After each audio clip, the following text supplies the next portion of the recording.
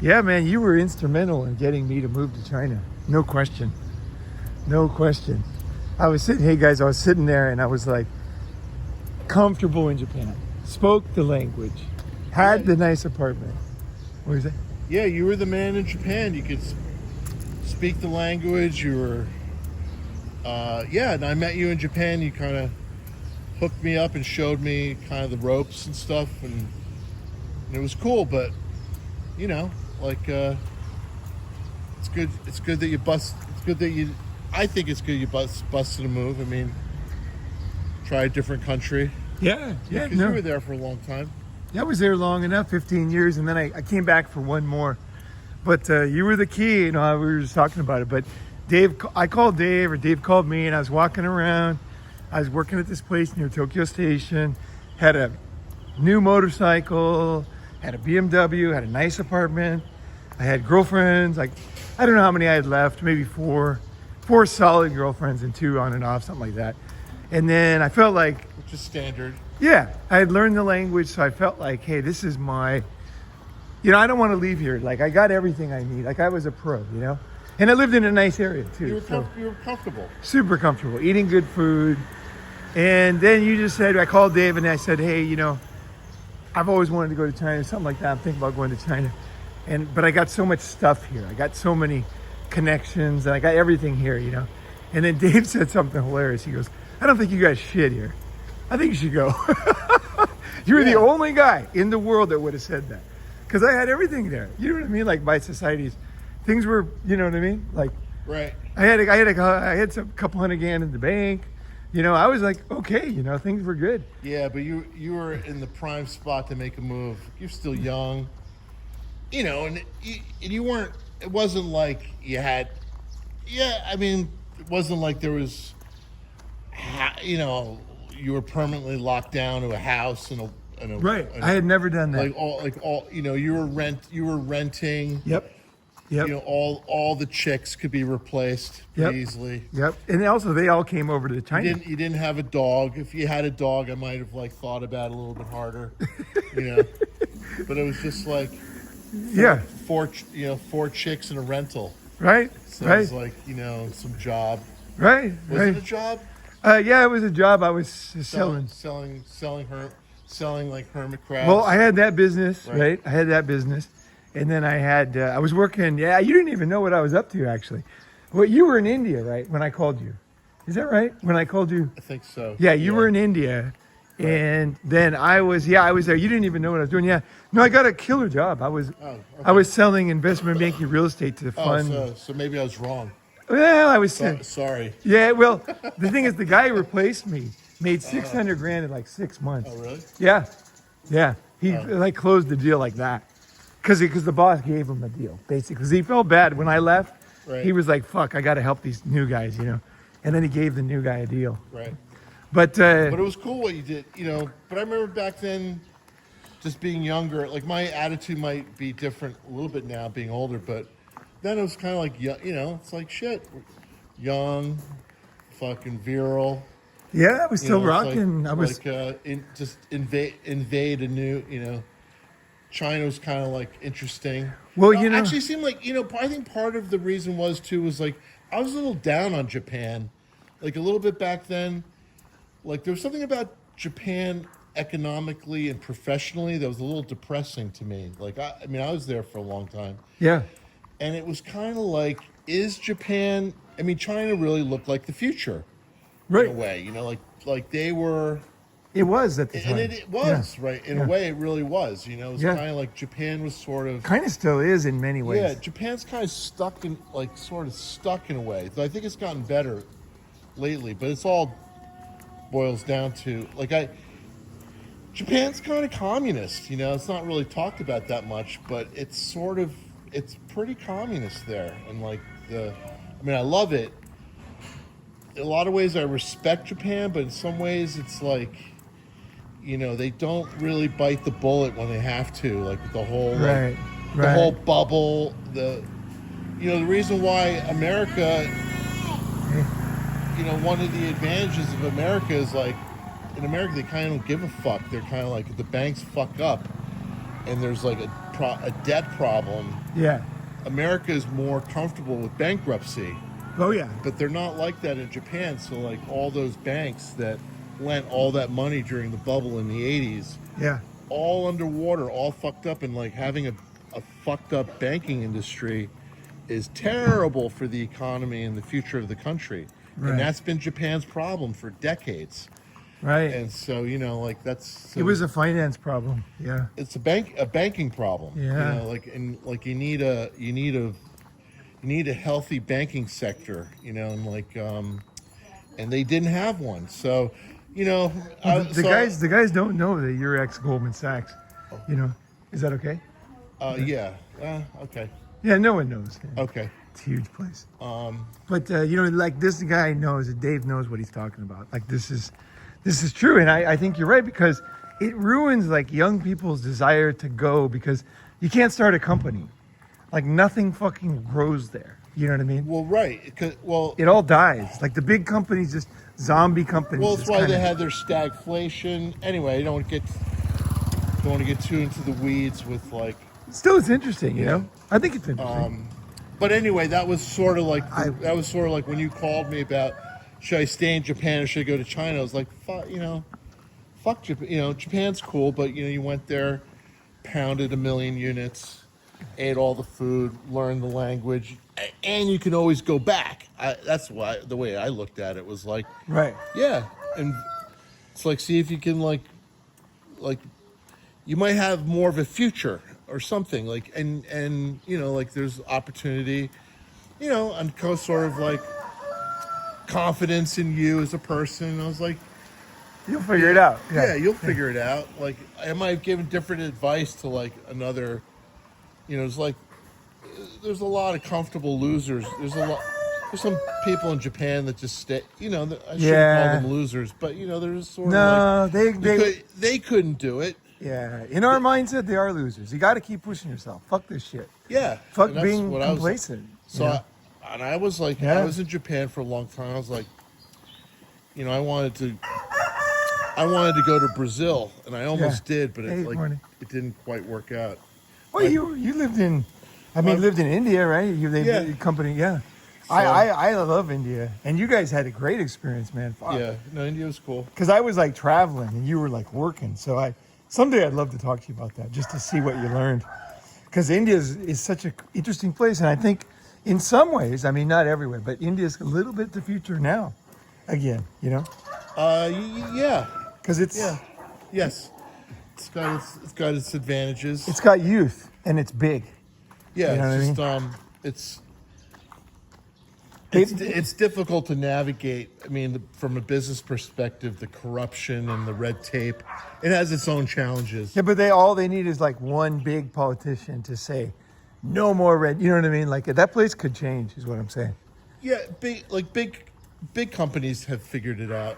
Like you can be kind of big and get in there and do stuff, but it's I know It's- there's still pain in the ass because Tesla was going to build a factory. oh total. and they didn't because massive pain in the ass. there was backroom bullshit going on. Are you kidding? In India? Yeah, that's why Oh, he's yeah. like, every fucking. There was a lot of dots that wanted to get paid for sure. right. Yeah. I still love India, though. I love India too. I love them. Good people. Yeah, no, India. It's going to India. There's one thing. You know what's That interesting? whole vegetarian part's kind of tough, but Right. India's huge. Right. It's like 20 countries in one. And you were in the South, right? Yeah, I was. So in the I was South. too. I spent most Yeah. of my time in the South, the vegetarian part. Yeah, You had to go to a bar to eat meat, yeah. basically. You can find meat. Well, Well, non-veg restaurant, right? back then it's like they weren't as militant. They've gotten a little bit like more conservative. Like the whole conservative movement is like a global thing, and it's. Wow. I personally think it's lame, but I know a lot of guys think it's cool. But what that means? Well, conservative means You mean like back to like Hinduism? Hinduism, nationalism. Yeah. So Guys are working when away. when I was there, it's like, so they're like making it. Back when I was there, you could Global. still legally go out dancing. So so conservatism, being, the conservative dudes are like, we don't like dance. We don't like people dancing and eating meat. Well, I'm always So they're scared. like, so you got. I'm always so scared that's- of Indian nationalism, to be honest. It is pretty serious stuff. I think you should be scared of, in a way, like any nationalism in any country. No, but like it's a little India's, little bit suspect. A little bit. Sure. You gotta watch it. People use it. Absolutely, it's an people- emotional thing, right? Yeah. Yeah, well, it's sort of like Hitler, and it's like they'll use nationalism to, Putin and Here's our rabbit. one-eared rabbit. Yeah. Here's Yeah, the one-eared rabbit. He lost. I- he lost his ear in a tragic gay bar so accident. nobody wants him. Yeah, it's sad. This is where all one-eared rabbits go. This is it. This is all he's got to look at right there, trash. But I'd say one quick comment about this trash. So you see this trash, right? You see this river here, right? It's brutal. It's like a river of Yeah.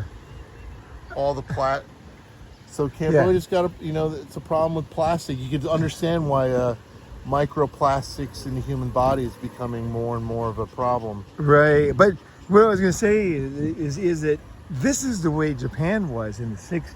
Oh, right. And then, humanity kind of grew up from capitalism. People get richer. And then they care about their kids. They care about their health. They learn about things. Right. And so these things disappear. So when you look at Cambodia, you think it's always going to be like this, but it will not. Like, this is going to be a beautiful river at some point, and people will swim in it. I swear to God. Give it 35 years. This is going to be swimmable, and these houses will be All right, expensive. we're coming back here 35 years. Yep.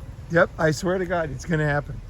That's exactly what happens in this. And that's why people don't know. But if you buy land next to a river, over time, that's going to be fucking money.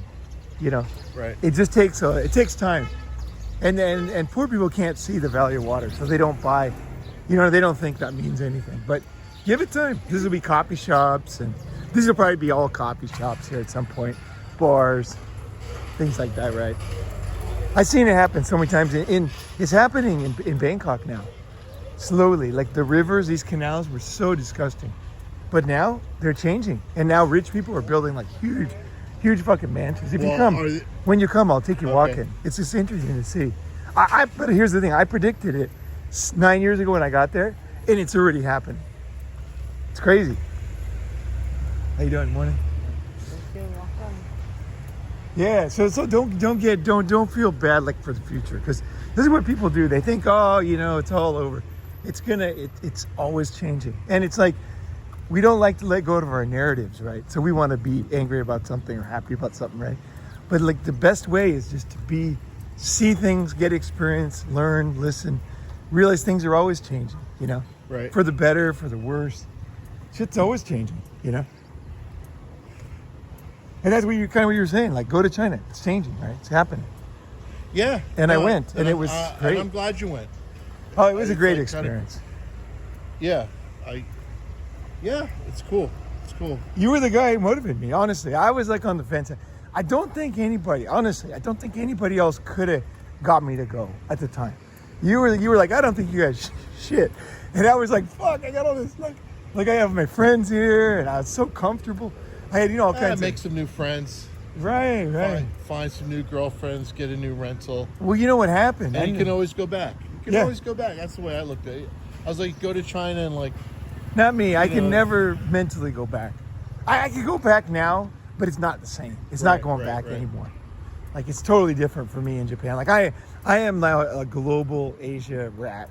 Like, I'm an Asia rat now. Like, before I was a Japan expert. Cool. It's pretty cool. You got the perspective of Japan and China and the language. Oh, it's good. You learn so much. And if I wouldn't have gone, I don't think I would have known, like you were saying, you had faith in me to learn, right? Right. I don't think I would have had that faith in myself if I hadn't gone. But it was like here's what it was, is I learned, in Japan, I was like basically I grew up in a trailer park, right? So I knew nothing, right, about the world. I really didn't, nothing. Like my parents, like nobody put me on the right. I didn't know what the fuck I was doing. Nice people, but nobody had a perspective. Like, you were in New York, you guys saw big cities. I saw tumbleweeds and shit. We just couldn't understand money. Like, nobody liked money in my family. They think they're all scumbags with money. Oh, that's not good. Oh, no. Like, this was basically, I was coming from, like, people with money were bad, Really? I mean, yeah, that was totally. They're scumbags, yeah. they stole that money from somebody like us, right? That was kind of the mindset of my relatives. My parents, not as much, but my grandparents and my like those Right. kind in my family, influencer people, they all thought that. And so then when I went to Japan, I did everything wrong. I didn't join any business associations. I just basically hung out with girls and fucked girls, right?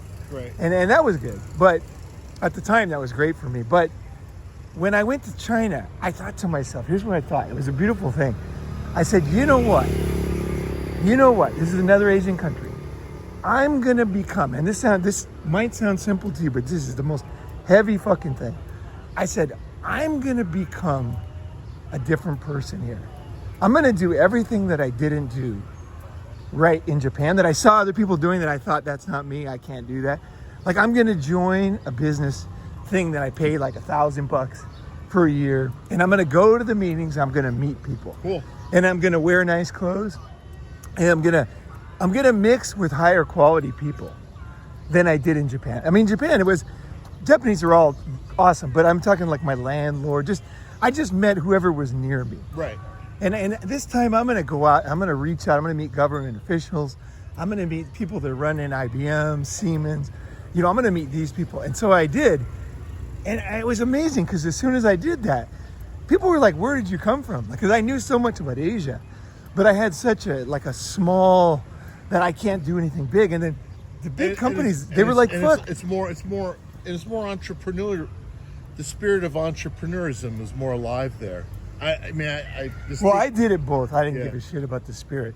Right. I just do it, Right. But the thing is, I realized I could mix with the big boys. Like, they were like fascinating, but I learned Chinese really fast. And they were like, people were like, fuck. Last time I saw you couldn't speak Chinese.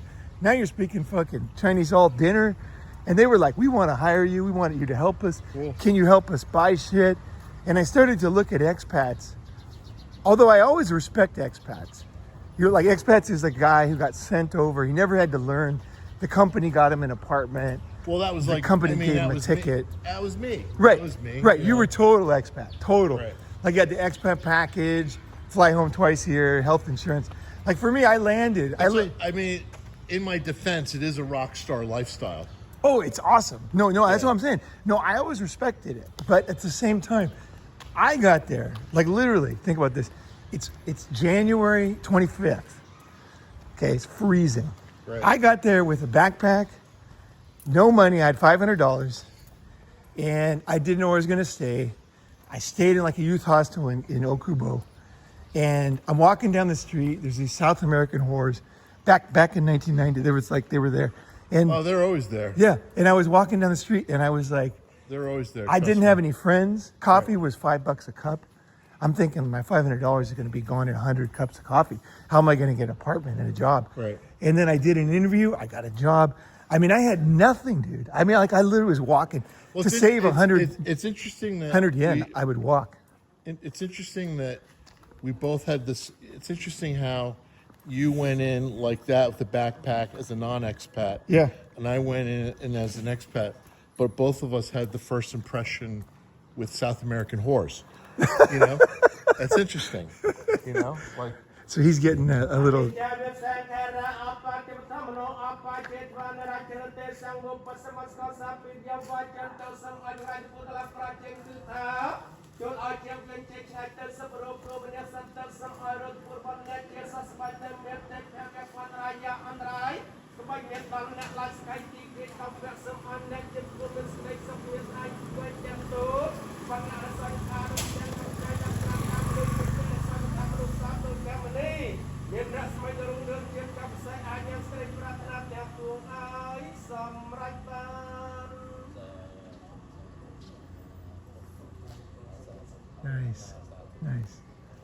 Nice. Beautiful. Yeah. Thank you. So he was no. Francais? Oh, English. English. Oh, no. Francais? Okay, all right. My sister, parlez-vous français. Thank you. Have a good day. Thank you. So he gave the monk food. The monks don't have any food, so they beg for food, and that's part of the culture. That's monastic. Well, that's what it's. Well, they're. Right. Well, This is like real. This is like life here. You know. It's Buddha. Yeah, this is not some postcard. That dude has no food. No shoes. Yeah, no shoes. He walks around, and somebody gives him something to eat. Oh well, yeah. Whatever it is, he eats. Yeah. And then he thanks the guy for the food. Yeah. And stuff. you know, like that was the same way the story of Jesus. He was also didn't have anything and basically was cruising around. Right. And that's kind of like very similar to the way I like to live too. Like I like that kind of. I like a feeling of that lifestyle. I think that's more right than a guy with a Lamborghini in Manhattan. I think that's more correct, humanity-wise, for myself, you know. Like Brady Bunch, 70s, hippie kids. That's more like that's why my mind goes more to that. You know what I mean? I love that, you know. But it's cool, you just run into shit. But yeah, so then I got there and it was amazing because I said, I'm going to be I'm going to change. And I just thought, what would a guy who went to an Ivy League school do? Well, he wouldn't do this. Okay, I'm not going to do that. And I just wanted to try it on like a jacket. I wanted to try on a new way of living. Like, I wanted to not make the same mistakes that I made in my 20s in Japan. At the same time, I had a great time, but still, I made a lot of mistakes. I didn't make the right friends. I couldn't see. My vision was very short. I could see 1 meter, you know, a girl, you know, but I couldn't see, hey, you can be like influential person. You're smart, you know, you're not stupid. Like I was always told I was stupid growing up. So I was like, wait, you're not stupid. You can learn shit. Who's this guy? Yeah, here he comes. And I just reevaluated. I thought, you know what? In Japan, like I learned Japanese and people thought I was super smart. Where is he? There he is. Yeah. Hey. What's up, man? How you doing? Don't be scared. It's okay. We're not going to do anything. Scared. Yeah. Don't be we're scared. all good. Yeah. Oh, you're There friendly. he is. Hi. Yeah. He's just a little afraid, that's all. Yeah. There we go. There we go. There we go. Yeah. You're okay. Good thing my dog is in here. Yeah. He's like, where's your dogs? Yeah. No one's coming. Where's the wolf hound? He's definitely like on He's high scoping alert. around for my dog. Yeah. Yeah, it's okay. Yeah, what's happening? Yeah. He's good. You're cruising. Yeah. Yeah, let's not befriend him too much because he'll follow us around. It's okay. But, so I said, I'm going to try on a different personality. And that was such a heavy thing for me. Because it was my personality, but it was something I had never explored. I think that's what it was. Is I had talents I didn't know. And it was so exciting to actually fulfill those and make them come into reality. Right. That's why I never regret going to China. Never. Because China's great. Yeah. I transformed, Yep.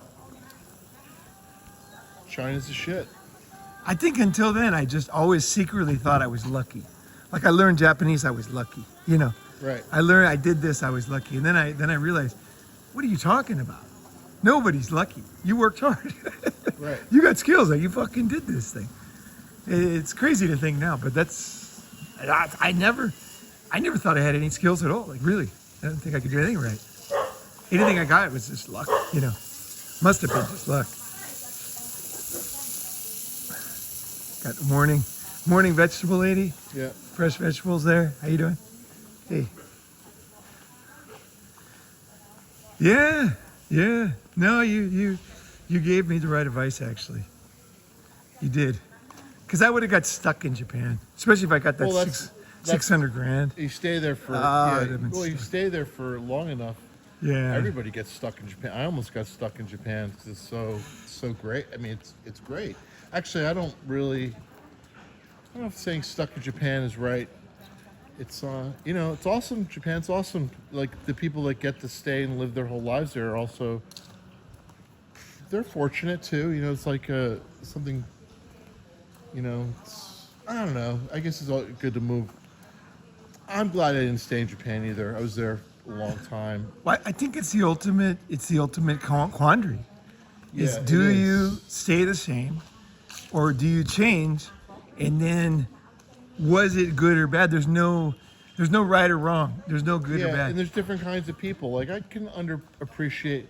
There's some people who like have somewhere that's their home Right. and they love it, and that's it. You know, and that's cool. You know, Sure. it's like Sure.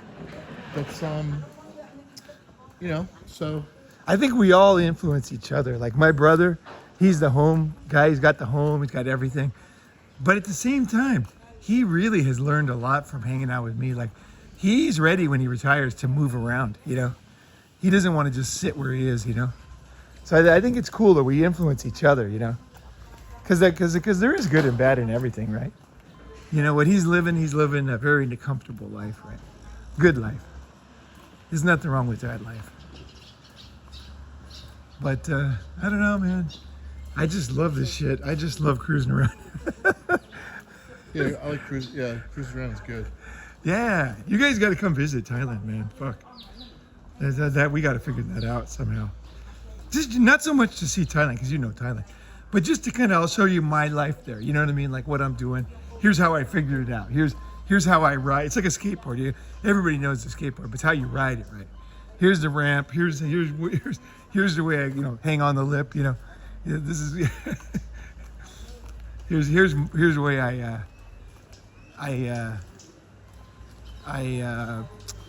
take advantage of this situation, basically.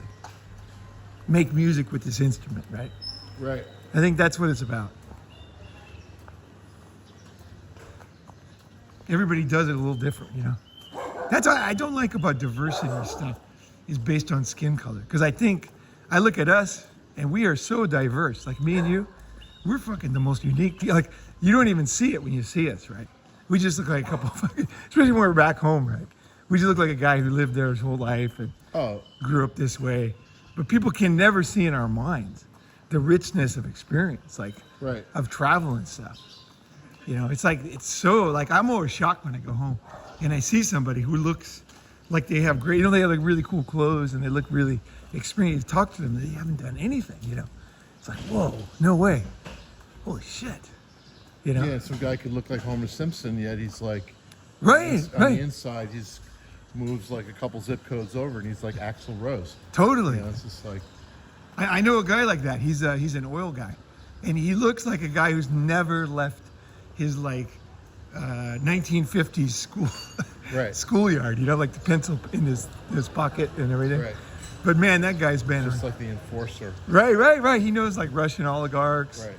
He's done everything. This guy. I love guys like that. He's hilarious. Like you talk to him, it's so deep, his experience. That's why I love. There's still guys who have deeper experiences than I'll ever have. Like, just because they lived in different times. His dad was an oil guy. Yeah. He was privy to things that he got thrust into things I didn't. So he learned things that I can't, and I can learn from him. Right. There's always some expat. It's just some crazy, or some like Cambodia who their dad was some kind of a diplomat, and he went to New York, and then he went here, and he went there, and he learned things that I'll never be able to see. Right? And then I love to hear that experience, that reverse view on life. Right? We're back at the. Seems like he still has one ear. Doesn't seem to be moving forward on that ear thing too much. Basically, same situation here. Yeah. He's working on it. No change. He's got a little crack, and this other ear might be not long for this world. Yeah. Looks like it's made of chocolate, but it's not. Yeah, I think some kid might see some opportunity there for entertainment. That was fun driving to school today. Scene here. Look. Now, what is this? Like a hangout for somebody? Like originally? Yeah, security. Oh, security. Okay, so he's got this tree to keep him comfortable. Yeah. Oh, so he's there, and he's here. Right. Okay. Right. It's actually quite comfortable. Yeah. When you're in the shade, Asia rocks. I could hang here for a while. Yeah.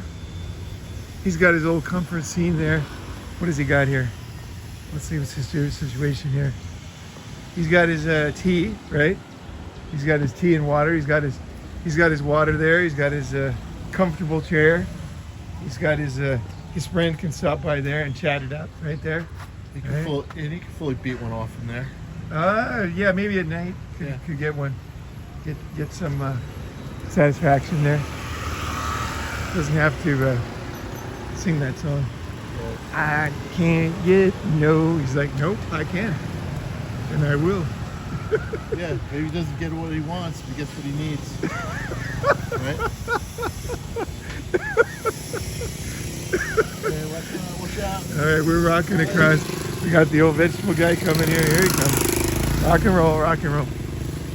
We're back in the hood here. Dave's hood, cruising around.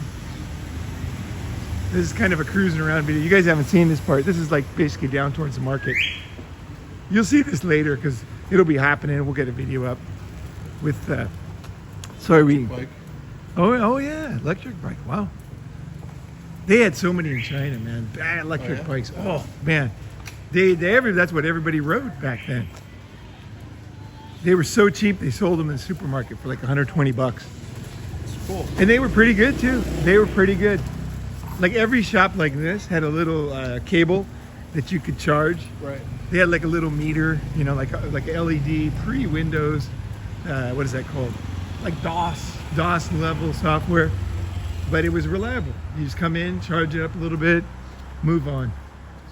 And then they had a battery, had a handle, so you'd grab the battery and pull it in your house, so nobody ripped. You know, people would steal the smart. batteries. Yeah. Of course. That's a great. I mean, they should do that here. Right. Stuff gets kind of annoying. Every like little thing I buy for. I'll get on this side. A little annoying, like, you know, I buy shit for my, you know, I buy stuff like that and it gets ripped off. Right. Right. Yeah, you got to have some kind of a system. Right. System for that there. No, I thought electric bikes were great. Some of these are electric. Some of these. That one's gas. Yeah. Yeah, Adam takes, he uses the app, and he always gets electric ones. Oh, cool. Yeah, they come and pick them up, and they're cheap. And they're kind of like, in Asia, things move up in like levels. They don't go like a graph. They just kind of whoop, they just go up. Yeah, this place has changed so massively. Right. So those apps, you never get in arguments about prices. Like the price is the price, no scams. Which is Foreigner, same as Thai, you know, or Cambodia. Which is a big deal because like coming to Cambodia, like that was the thing that all the foreigners would complain about is Chinese New Year here. Yeah, there's the dog. Oh hey, what's up? Chinese New Year action. Oh, that's the dog that's always there. Hey, how's it going? You poor thing. How are you doing? He's always in this cage. So sad. Hey, what's up? Should we try to say hi to him a little bit? How's it going? Yeah. How are you? Yeah. I leave him alone. Are you okay? He listens to my barking. He is an old retriever, but yeah.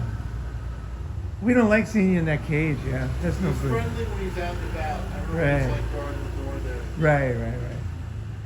Yeah, just give him some love there. Talk to him. See you later. Yeah. You guys walking him, he's pretty cool. Oh, okay. Yeah. Yeah. He got excited. I think he's barking. Yeah. What were you were saying something? Oh, just that when I first came here, and I'd hang out with some like other guys that were here. Oh, they complaining about the tuk-tuk drivers and moto dopes. And, oh, these guys, you know, chiseling me for an extra $1 and like complaining and whining about it. Right. Endlessly complaining about it.